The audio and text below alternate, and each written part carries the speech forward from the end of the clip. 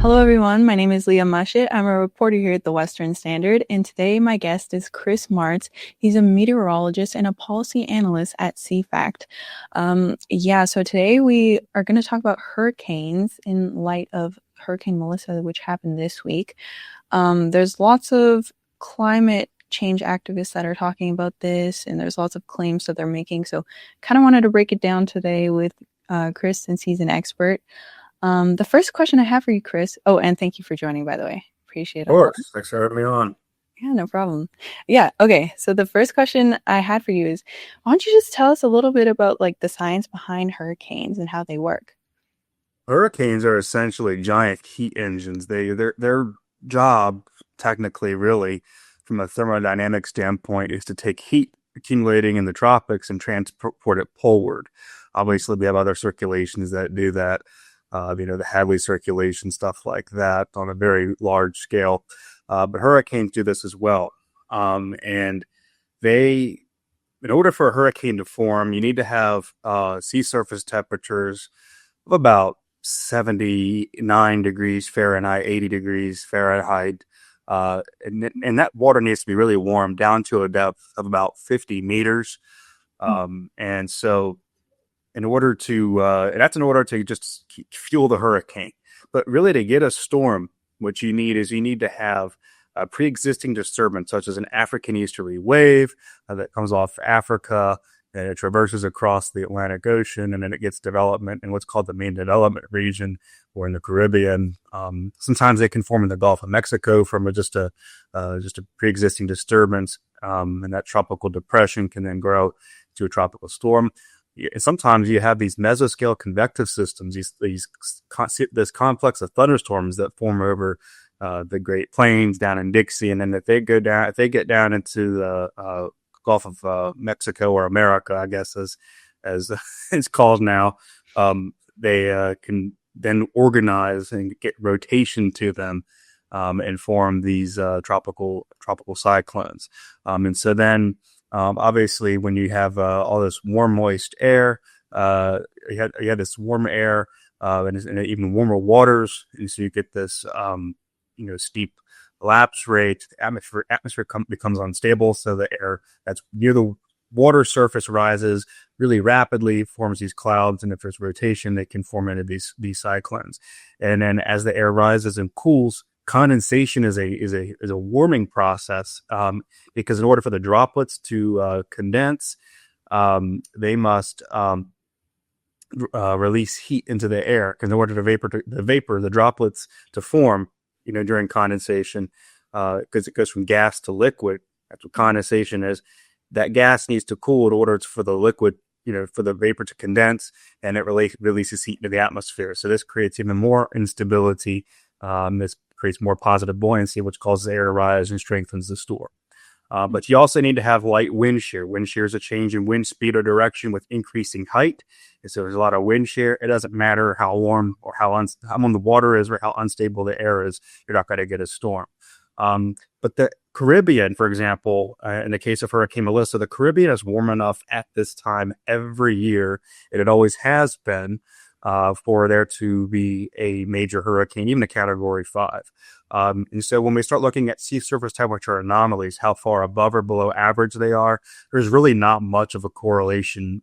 We've had major hurricanes. We've had Category 5 hurricanes in the Caribbean Sea, when there's been below average sea surface temperatures. It's just because they're warm enough at this time every year. So if you test a degree, or even a degree above or below the mean, it's not going to make all that much of a difference. Okay. Well then, let's talk about the actual, in light of the Melissa hurricane in Jamaica. You wrote on X that lots of people are claiming 8 out of the top 15 strongest hurricanes in the North Atlantic happened in the last 20 years.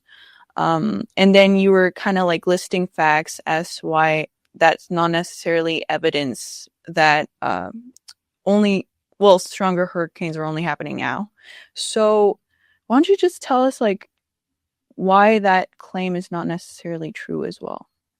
Yeah, so you mentioned that that I posted, and yeah, it is true just based on a raw number standpoint. If we just look at the data as is, that Mm. 8 of the top 15 strongest hurricanes. So uh, hurricanes used to be rated more commonly by their barometric pressure. That's how extratropical cyclones, the nor'easters that go up the east coast and form these blizzards, that you see in Boston, they're rated by pressure.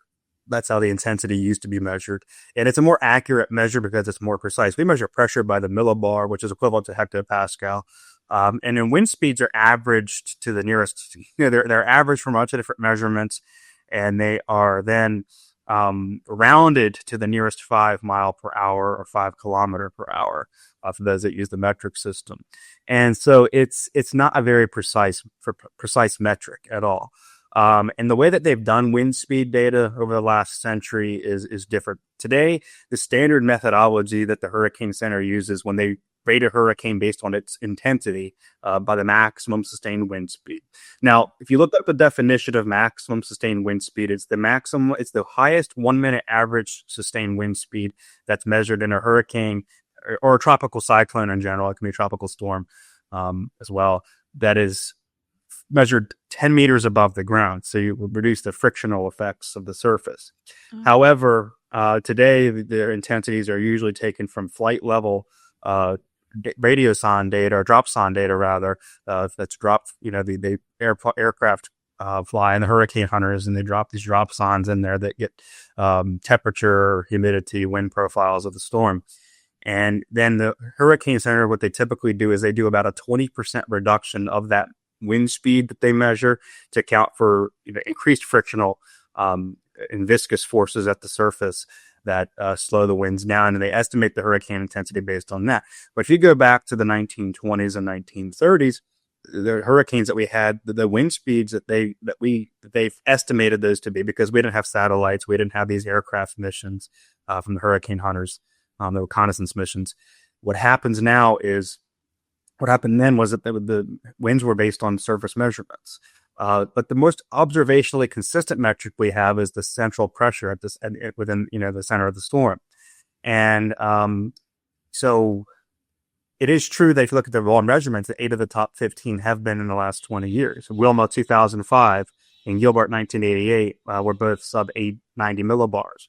And in Labor Day 1935 tied with Melissa this year tied with Labor Day 1935 for third place at 892 millibars.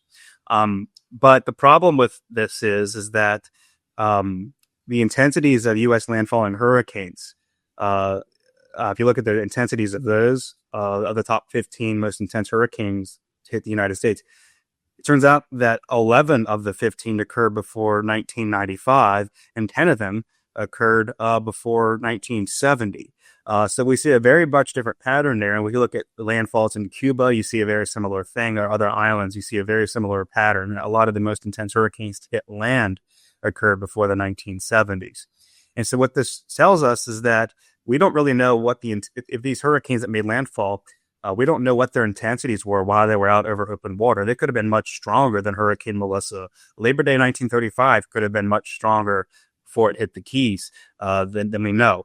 And since we didn't have satellites, we didn't have aircraft. There was very low. The ship traffic wasn't that dense at the time. And then the islanders, that if some of those islands that have populations that they made landfall, they might not have reported it. The data they collected might not have been good. So there's a lot of uncertainties as you go back, which is why if you look at the landfall data for the United States, it shows that there's not really much of a trend if you look at that, or you make some assumptions and adjust for past observational uncertainties. Okay. Also, you mentioned the ones that hit the surface, like land. So, would you happen to know how many like hurricanes are just like, stuck in the air and don't actually hit the ground on average? Well, there's a lot of hurricanes that don't make landfall. I don't know. I don't know the exact percentage that don't off the top of my head. A lot of the major hurricanes tend to make landfall, but not all of them. There's plenty that were missed, and it's likely that between 1851, which is when observational records begin for the Atlantic, and probably I would say, let's see, about the 1966 is when the satellites began really being used to monitor hurricanes. That's when NASA launched ESSA-1 and ESSA-2 to monitor hurricanes. There's a good chance that at least 24 hurricanes, if not more, were Category 5s that were either underrated and we know about them, or they just simply stayed out to sea. Or if they hit somewhere, they were in a very low populated area. I mean, Florida, for example, modern day Florida was largely unpopulated. In Florida, it became a state obviously before 1900, but it was not largely populated until after the turn of the century. So it's very likely between 1851 and 1900 that if a Category 5 hurricane hit present day Miami, or hit, the Keys, that very few people would have known about it. They might not have reported it. They might not have survived it. And so there's a lot of uncertainties there. So that's why if you adjust, it was one 2021 study it was a follow-up to a 2008 paper that was published in AMS journals. This was published, I think, in Geophysical Research Letters. It was National Hurricane Center scientists. They adjusted for those missing storms that didn't hit land. And if you do that, there was really high. We just see oscillations between periods of high activity and periods of low activity. So from what you've said so far, to me, it sounds like there's just, like you said, fluctuations, and they're just, and so this just happens to be one of the periods where there is more, at this moment, more hurricanes.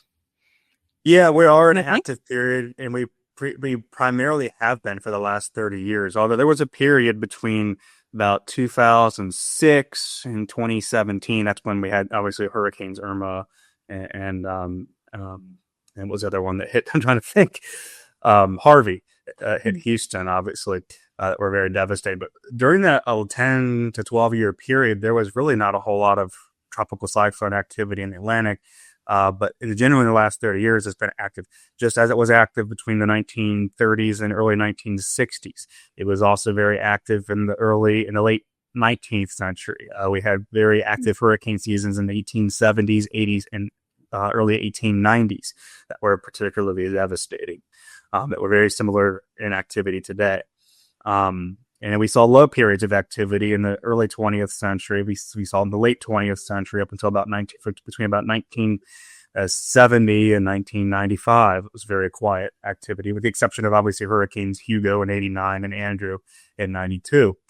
But if you look at the last, and this is if you look at the last 30 years, it's been active, especially in the last 20.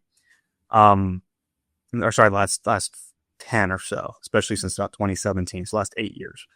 But the reason for a lot of these swings is due to this thing called Atlantic multidecadal variability, AMV. And this has to do with the Atlantic meridional mode and Atlantic multidecadal oscillation. And there's about a 50 to 80 year cycle where we go from high activity to low activity. And this correlates well with sea surface temperature patterns and wind shear patterns over the tropical and subtropical Atlantic Ocean. And so that period between hurricanes Wilma and Harvey, there was a period of a really depressed activity, and that was because the AMV was in its predominantly negative phase for a little bit. And then all of a sudden, since 2017, we've had a pretty active season. This hurricane season has actually been the first near average hurricane season since 2015 to 2016. And so despite the fact that we had Hurricane Melissa, which was tied for the third most intense hurricane on record in the Atlantic, it's really been otherwise a pretty average season. Okay, so let's talk a little bit more about the Atlantic what's it called? Decadal variability. Oh, okay, yes. That one. Wait, so you're talking about the 50 to 80 year period. Tell me more about how that works again, just so I can get a better idea. Well, there's a 50 to 80 year cycle, so it oscillates between its low point and high point. And what really drives this is actually not really known. There's a lot of hypotheses and theories. It has to do with ocean circulation and where that warm water is transported and stored and distributed and all of that. But really causes it, to be honest with you, there's a lot of debate in the scientific literature about it, of the papers that are out there, and it's not something that has really been studied as much as it should have. All we do know is that it operates on that cycle, and it matches well with sea surface temperature patterns in the Atlantic, wind shear activity, which is also tied to the Pacific and the Walker circulation, and El Nino La Nina cycles, which a lot of people know about how that affects it, that correlation there and how the trade winds affect it. But you also have that AMV affecting wind shear patterns over the Caribbean, especially in the Gulf, where we see period with the Atlantic meridional mode in its negative phase, corresponds with cooler waters, much cooler waters. So you're not gonna get as, if you have a pre-existing disturbance, it's not gonna be fueled. If you look at the wind shear patterns, there's higher wind speeds changing, or directions changing with height. And so it disrupts the organizational structure of these storms. It prevents them from intensifying. But what really drives this cycle between high and low periods, it's an active area of research, but not one that's been explored as much as it should be. Okay, that's kind of interesting. So, you would say right now, what period would we be in? Since you said that although this was like the Melissa one was obviously very above average, but the other ones, yeah, it's a very intense hurricane, yeah. Okay. But otherwise a near active average season. Last time I checked, I think the AMM, the Atlantic Meridional Mode, which is part of this Atlantic multidecadal variability, includes the Atlantic multidecadal oscillation. A lot of that, the AMM, I think, is positive right now. So it's been, at least in the last few years, it's been positive, which has corresponded to a warmer than average Atlantic Ocean. And that's also been a reason that we've seen a lot of activity, especially since 2017, after we came out of a kind of a deep minimum there. What happens in the future, I don't know. I suspect here in the next 10 to 20 years, probably sooner than that, probably on the lower end of that, it should go back into its negative phase. And if I had to make a prediction, although I don't really like making those kind of predictions because anything can happen, I would say that we're probably going into a period of fairly low activity. And apart from Hurricane Melissa, all the other storms this year, and we had a couple. We've had 3 Category 5s and a Category 4. So we've had, I think, 5 hurricanes, and four of them have been major hurricanes, 1 Cat 4, 3 Cat 5s, the most we've seen since 2005. However, other than that, there's been very little activity. So overall, it averages out to a near average season. But in general, apart from Melissa in particular, it's been a fairly average season. And I suspect that this season, although with weaker storms, is probably something we could expect to see more of in the future as this pattern of multidecadal variability, statistically speaking, will shift into its negative phase. Okay. That's good to know. I had literally no idea about any of this. Also, okay, one last question that I got for you. I think you were responding to someone who was talking about how CO2 might contribute to the increase in hurricanes that they were claiming there is. Yeah, so why don't you, if you can, debunk that claim? There's the problem with a lot of climate science today is that they blame climate change, in which they claim is entirely due to CO2. And there's probably some truth to the warming part of that argument. But the idea that this is causing all these bad things to happen, academics in all fields will stand in line with their hand held out for a grant. And they'll try and figure out a way to tie climate change to, a poor apple harvest in the Shenandoah Valley of Virginia, or they'll try and, they'll blame it on, they just blame it on stupid things. I saw an article. It was a study published recently that climate change is contributing to Alzheimer's-like brain damage in dolphins. Now, I don't know how they would study that, but it's just getting ridiculous. And these are actual scientific papers. Wow. And so there's papers that are going to try and link climate change. They'll say, well, CO2 is making the atmosphere warmer and it's making the oceans even hotter. And that's causing, that's fueling these hurricanes in the Atlantic. And so I asked, well, why is that, why isn't that happening in the West Pacific? Because obviously the Atlantic tropical cyclone activity has increased if you start in the 1960s or 70s when it was a low period, and then there's variability. But they'll blame that on global warming. Okay, well, if you want to take that argument, why isn't it happening in the West Pacific? Typhoon activity, which typhoons are equivalent to hurricanes, they just have a different name, in the West Pacific are decreasing significantly in frequency and intensity. The East Pacific, where they have the hurricanes in East Pacific, are decreasing. South Indian Ocean, they're decreasing. The North Indian Ocean, there's been a little bit of an increase, but not much. The South Pacific, there's been a decrease. So why would the magic CO2 molecule, wave its wand and increase the hurricanes in the Atlantic and not elsewhere? It makes no sense. Well, one of their arguments is, and they'll say this in the papers, is that it is true that the reason for this trend has to do with, again, Atlantic variability.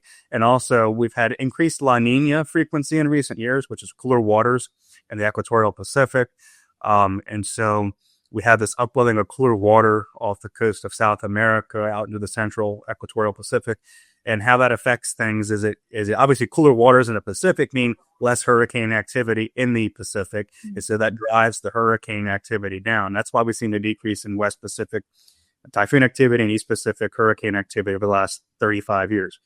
And then that leads to reduced wind shear over the Atlantic, which allows the storms to develop. So we get more hurricane activity in the Atlantic. And that's due to La Nina, as well as, again, the positive modes of the Atlantic multidecadal variability, or meridional mode. Now, they blame this on CO2. They say somehow the greenhouse effect enhancement of it is weakening, it's weakening the Walker circulation. So it's allowing for more La Nina events to occur. Well, that's not what a lot of climate models predicted 20 years ago. That's not what a lot of papers said physically. What happened 10 years ago. All the scientific consensus, as they want to call it, was that we would see more El Nino frequency, and where do we see reduced Atlantic hurricane activity and more in the Pacific. And overall, because the Pacific has more hurricanes and tropical cyclones in general, we'd see more activity in the Pacific. So their argument is backwards. They're just trying to fit whatever it is to match their theory. But clearly, there's a disconnect between the modeling. Global warming theory mandates that we have more El Nino events, and therefore more global tropical cyclone activity, some reduced in the Atlantic. But yet the exact opposite's happening. But they're trying to now blame that on global warming as well. But you can't have it both ways. Okay, well, interesting. I didn't know a lot of it. Wait, so El Nino, again, just one more time. That's when the water gets colder, correct? That's La Nina. El Nino is when the water gets colder. Oh, okay. Okay, good to know. So, okay. Well, thank you very much, Chris. I appreciate you coming on today and sharing lots of cool info with us. Yeah. Okay. Well, if you guys enjoyed this video, you can subscribe to our YouTube channel, which is Western Standard. And you can also check out our website, which is westernstandard.news. We have a bunch of news, so you should subscribe. It's $10 a month and $100 a year. And you get access to everything, so you should do that. Okay, everyone. Goodbye.